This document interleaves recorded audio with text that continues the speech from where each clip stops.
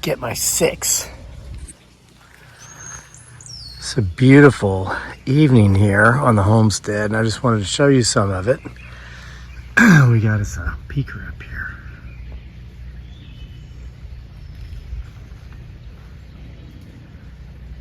Look to the left of your screen.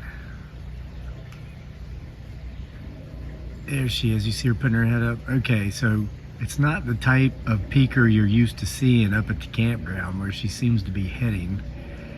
We're gonna be heading up there too, way up there. I wanted you to see the pond at sunset in the house that is very haunted.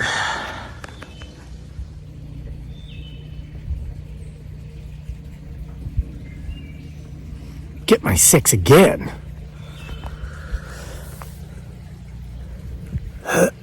What a nice view. And we had that impromptu walk-on guest visitor. I wasn't even planning on doing that, but I started to make the video the way I always do, and I saw something moving. I was like, oh. So I thought I'd do it that way. So just gonna walk you around with me here this evening. We're going to check on the stuff here in the fruit orchard. Look at this, peaches everywhere. Tree's really tall. All right, here's a fruit orchard we planted on our own. We're gonna walk around, look at some of the trees, check out the man-made forest we planted. And I'm gonna talk to you about ghosts, because I think our house is haunted by a monkey, the ghost of a monkey. And my wife thinks our house is haunted by multiple entities, and I think she's correct.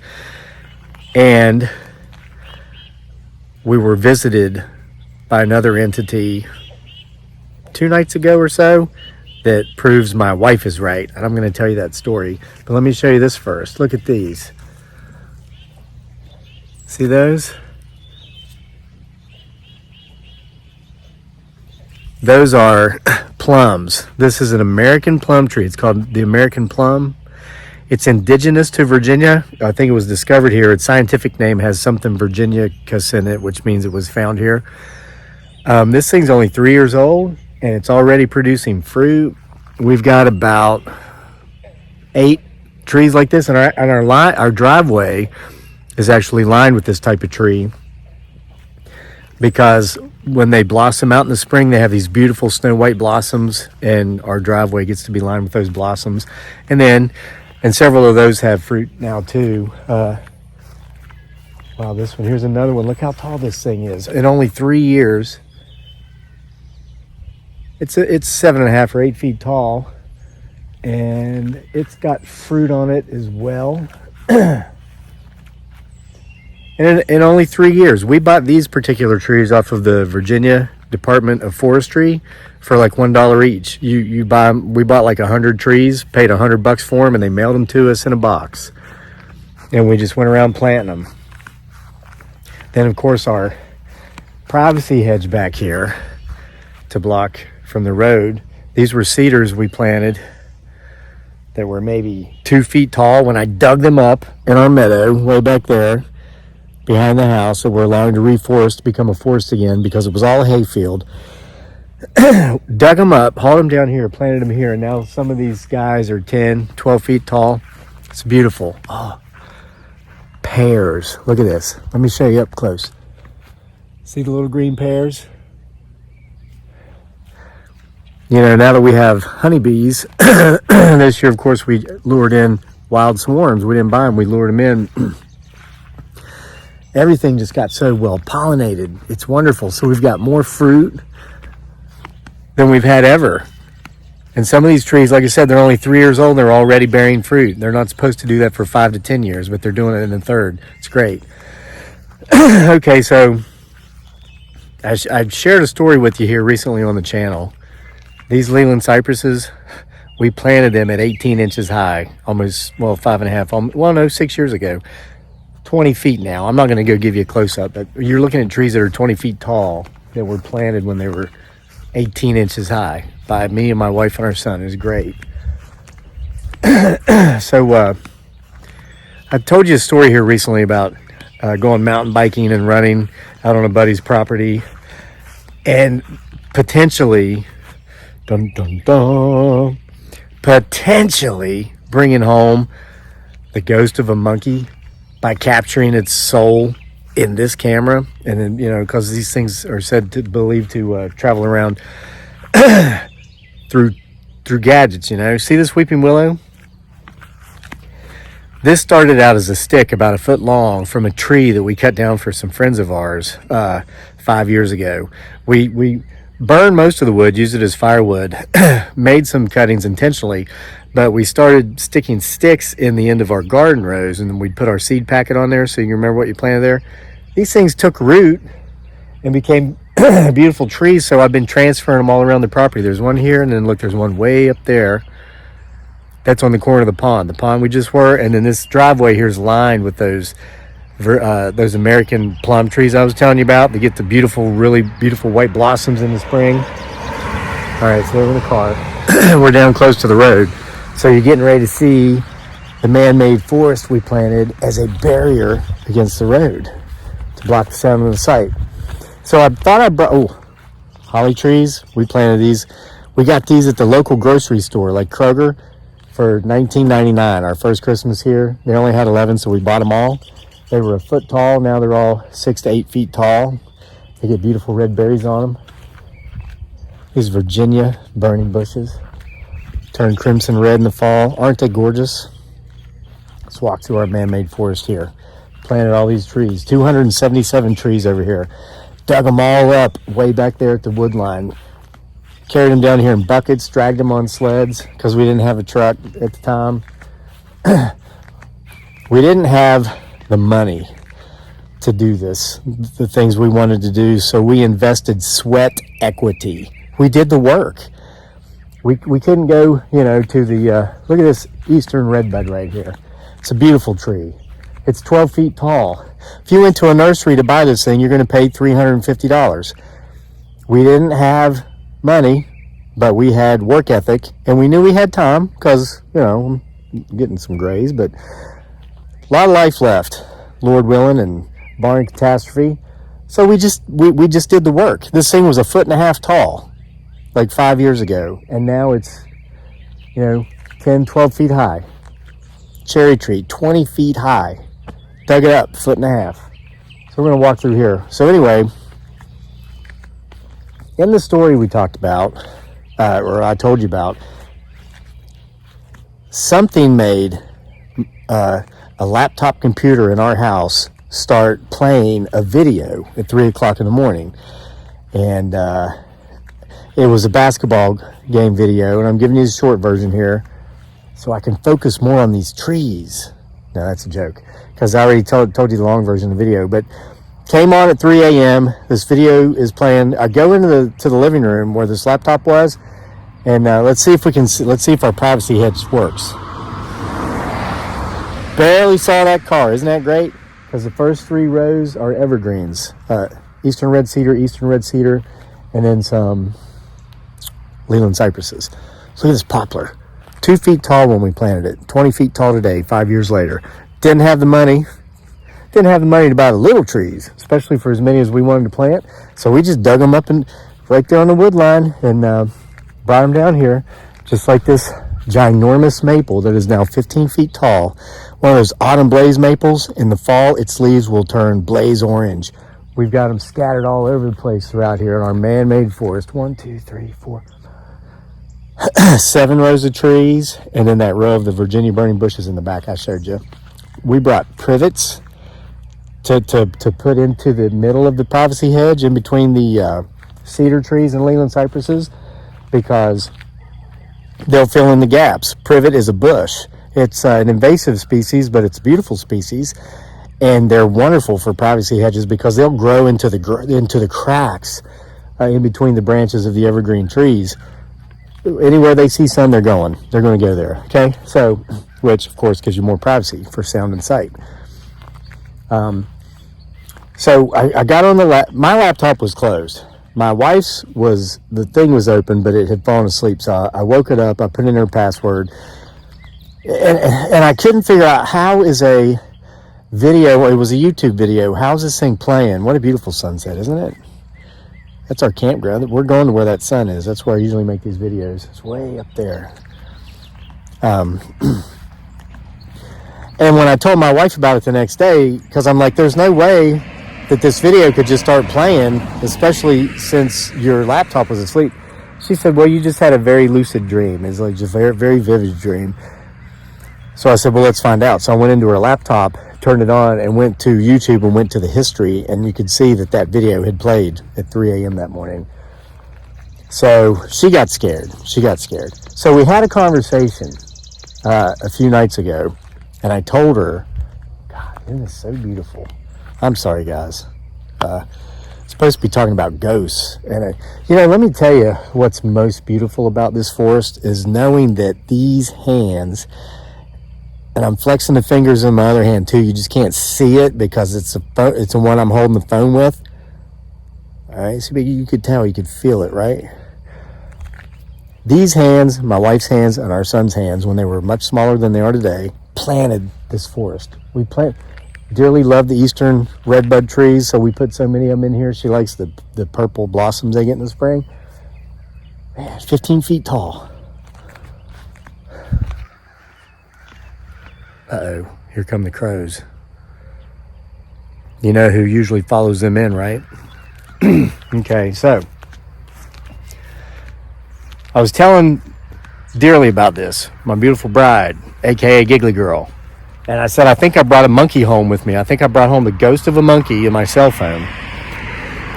And that's when she says, no, I think our house is haunted AF. You know what that means if you're a cool kid, right? No, our house is just haunted AF by so many entities. I mean, she says, you might have been stupid and gone out there doing these investigations and all this stuff, or research you do so you can write your books and make your videos. And sometimes, things do attach themselves to you and come home with you, especially if they jump into your technology. Look at this. See these? This is called Jerusalem artichokes. One of the viewers on the channel here suggested I should plant those because we had so much land. The tubers, the roots are actually edible, kind of like a potato. They look like ginger, and they're very prolific. They spread out naturally on their own once you plant them.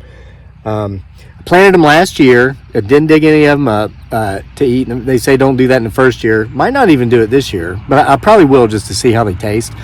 But I planted a bunch of them up in here.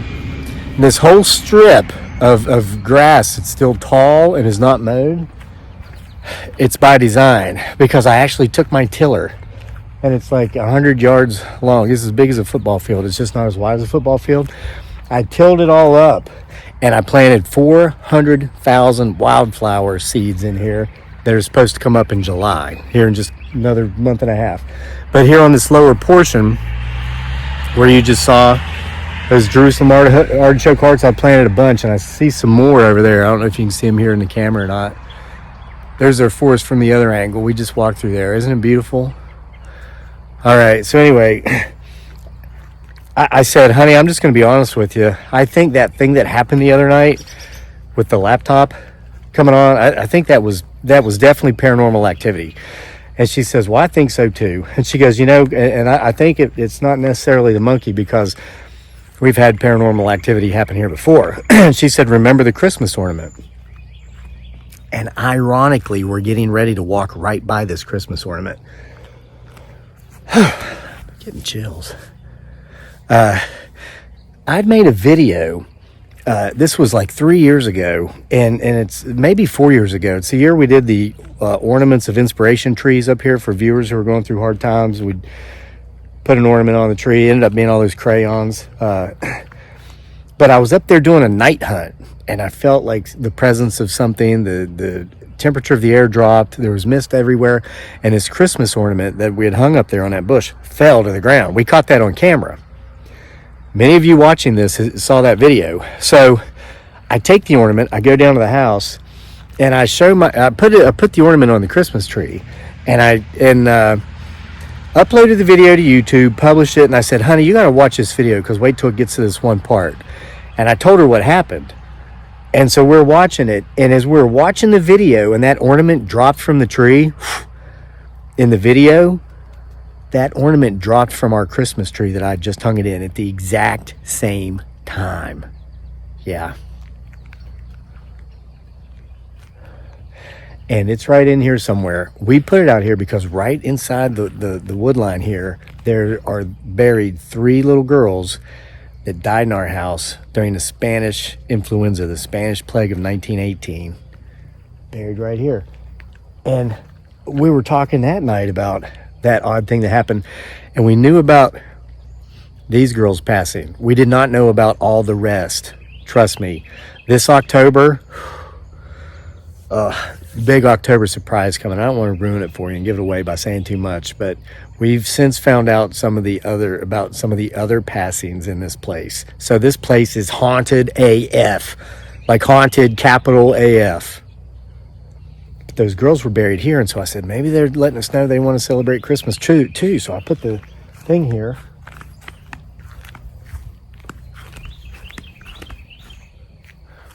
I think the brambles have grown up too much.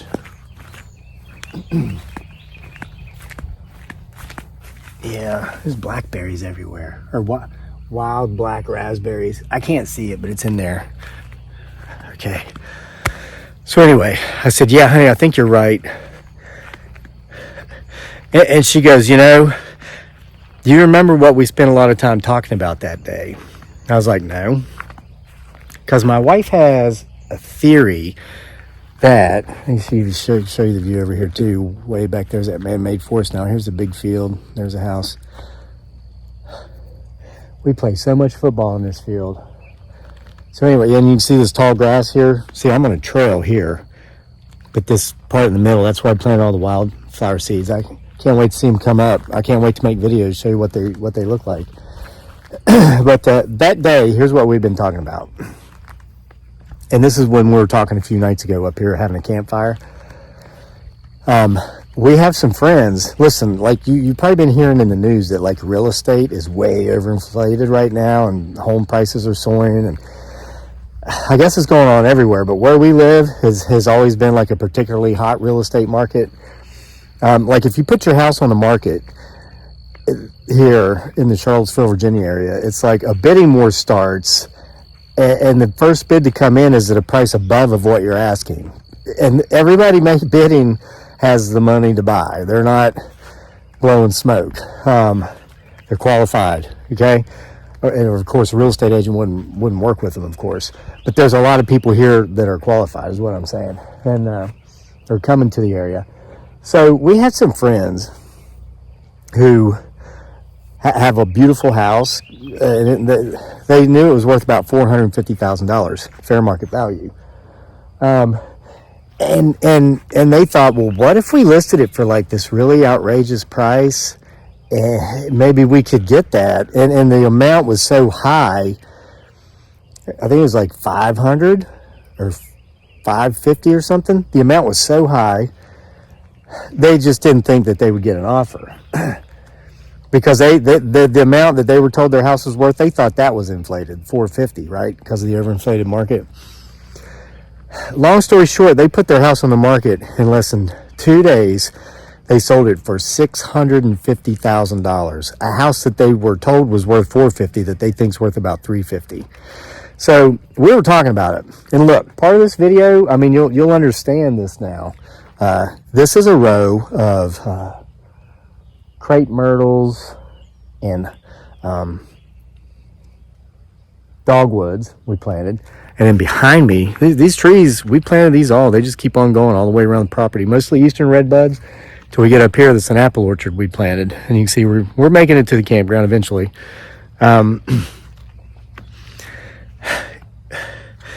We know what they say this place is worth, our property. I heard a tree knock. Keep your ears open. Okay, but there's several factors going on here that they don't know about.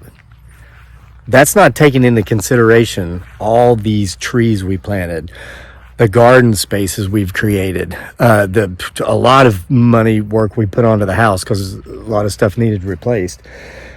So if we took that into consideration, the real value with all the improvements, plus the overinflation of the current market, plus the fact that this place is haunted AF, that puts a premium on stuff. We figured we could get like super a lot. I'm not even going to mention the amount. And I had actually talked to somebody, and listen, I might tell you the story another time. I don't even want to. That's the sun. Isn't it beautiful coming through back there? I was offered an outrageous amount by the guy, our real estate guy. Another story for another time. So we actually talked about it. And that's the day that we had that talk, because we were looking at some numbers that were like, we were talking about, well, why don't we just say, heck yeah, and go back to the Philippines and live like a king and a queen for the rest of our lives, you know? So I'm thinking about that number again. I wanted to make a video about it, but Darely told me not to because she said it would look arrogant, and I think she's true. Unfortunately, I think it would come across that way, though my intentions would not be for that to be the case. It's a hell of a story. I'm going to tell it someday. So Darely's theory is that whatever these entities are that are in our house, or perhaps on our entire property, like us, because of the love we have between each other for ourselves, you know, me, her, and our son. They like that. And they like the fact that look at this. This was a hayfield. And we got this place 6 years ago. You can't even see my house now from here. It's down there somewhere. Gray birch, a very fast growing tree.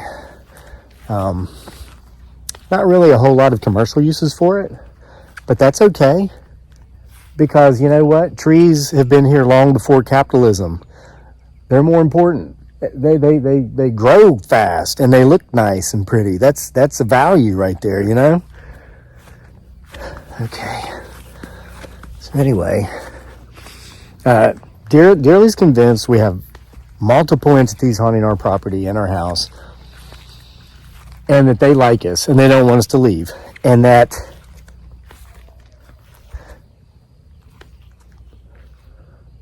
sounded like a voice. As you can see, we're getting very close to Camp Bigfoot Sasquatch. It's our new tent. It just rained snakes and lizards. So I get to find out while we're up here if it's actually waterproof like they say it is. We've been camping up here the last couple nights. Really creepy thing happened up there. Night before last, we're putting that tent up. You probably saw the video footage. What was it? I don't know. You're going to call me crazy because in the video I'm like, oh, it's 8 feet tall. I saw something large and dark. I think it's a panther. I swear, I think there's a panther up here. And that's another reason why I'm waiting till like sunset to come do a walk around. But why not tell a ghost story and show off my trees while I'm doing it, right? Look at the place from up here. Oh, beautiful. Down there's the pond where we started. Where's the pond? There's the pond. Yeah. Walked around. Okay, so let's keep going. So we're having this conversation up here at this campfire. And I said, well, honey, if you're right, and I'm inclined to think that you're just as much right as I am. You never know about these things. I just heard footsteps. Because then it happened at 3 a.m., remember? And that's the witching hour, right at 3 a.m. And she checked she wasn't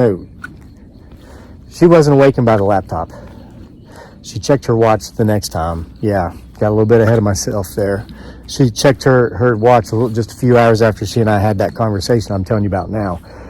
Because I said to her, honey, if this is the case, we have bona fidely communicated with spirits.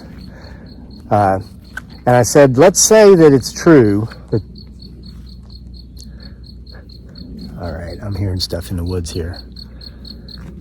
So I'm going to show you the view of the woods now from this angle, huh? I'm going to have you watching back.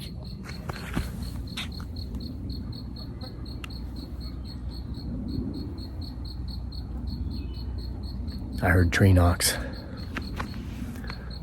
Okay, so I said, wouldn't it be great if they could communicate back with us and let us know that, yes, this is correct? they like us, they want us to stay here. And she said, yeah, like if they really felt that way, it'd be great if they could tell us that, like somehow, like the thing with the laptop. I was like, yeah, I know. And then we stopped talking about it. We went to bed a little later than usual because we had a campfire. You know, it's beautiful, and like sit up here and watch the rabbits and hope the panther doesn't come get us, or something worse, potentially. Went to bed. Middle of the night, I hear like slam. Sounded like somebody slamming like the back door of a house. Well, I jump up and my protective instincts naturally kick in. So I start going through the house. May or may not have had a crayon with me is all I'm saying. And I'm looking. Well, there's no one in there. Well, Dearly's coming in there. She goes, what was that? What was that? I'm like, I don't know. What was that? And she says, I don't know. And so we determined nobody's in the house. And she says, okay, well, I got to pee. I said, okay. And then like a few seconds go by, she goes, oh my God. And so I go into the bathroom. We have this oil painting. For those of you who have been watching this channel for a long, long time, you're going to remember this painting. It's painting of a lighthouse.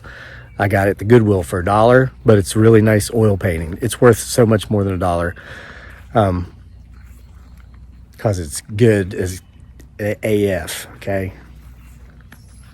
That painting's as good as my house is haunted.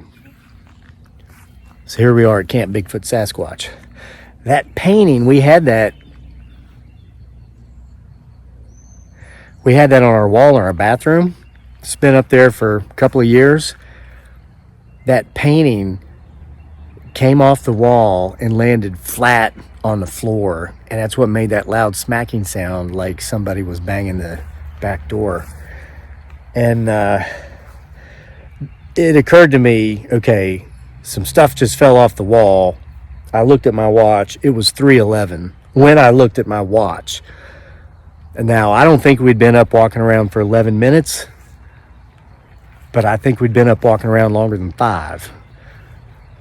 Not as many as 15, maybe right at 11 minutes. That was that night, that very night, she and I sat right here by this fireplace and had that conversation. So, this is how we know our house is haunted AF. Thanks for joining me on this beautiful, beautiful evening walk. But I hear the most important thing on this property down there right now, playing basketball. That's my son. So I'm going to go down there and play with him. See you guys next time for more.